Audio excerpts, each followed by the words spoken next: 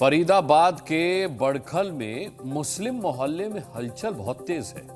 भाईजान नाराज हैं कि गांव की मस्जिद तोड़ दी गई बिना नोटिस दिए।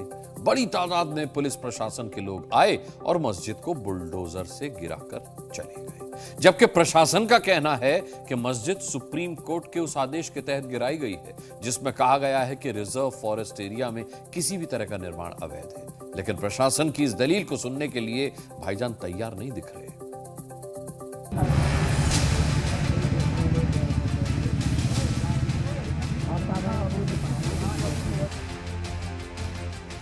टूटी मस्जिद की ईंटों का क्या करें? नूर मोहम्मद बहुत नाराज हैं। मस्जिद मटियामेट हो चुकी है, फरियाद सुनने वाला कोई नहीं।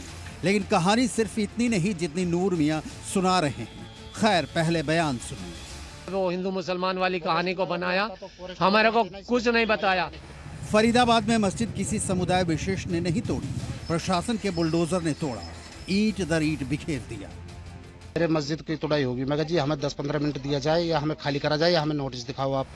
कहा जा रहा है कि फरीदाबाद वाली ये मस्जिद 40 से 50 साल पुरानी थी।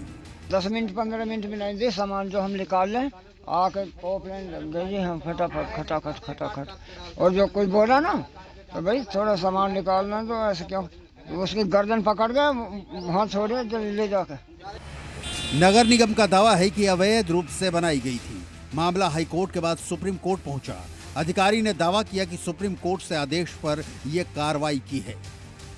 सामने आप देखेंगे यह वही मस्जिद है जिसे बताया जा रहा है कि 50 साल पुरानी मस्जिद थी और जो लोगों का कहना है कि इसके लिए उन्हें कोई समय नहीं दिया गया और इनका केस सरकार हाई कोर्ट में चल रहा था, उसके बावजूद भी इन्हें सामान निकालने का भी समय नहीं दिया और इस पर बिना किसी सूचना के तोड़फोड़ कर दी गई।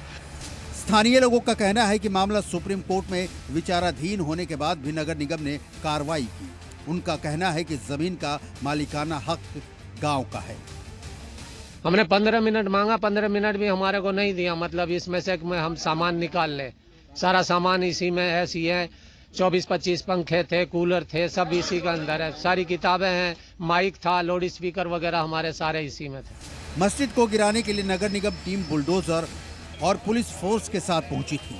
3 एसीपी के साथ करीब 250 पुलिसकर्मी मौजूद थे। जाहिर है मामला संवेदनशील था और नायब फोर्स किसी भी तरह का रिस्क लेना नहीं चाहती थी। मस्जिद तोड़ने के बाद मचे बवाल के पहले की कहानी समझिए, जिसमें मस्जिद कमेटी की दलील भी है और सरकार भी बता रही है कि मस्जिद क्यों तोड़ी गई।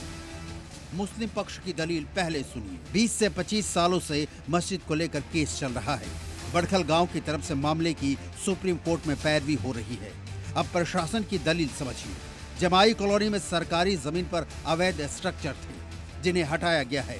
ये रिजर्व फॉरेस्ट एरिया है जिस पर आप कोई कंस्ट्रक्शन नहीं कर सकते, उसे जंगल ही रहने दें। ये फैक्ट है कि अरावली वन क्षेत्र में जितने भी अवैध निर्माण हैं, प्रशासन उन्हें टारगेट कर रहा है, निर्माण को बुलडोजर से ध्वस्त कर रहा है।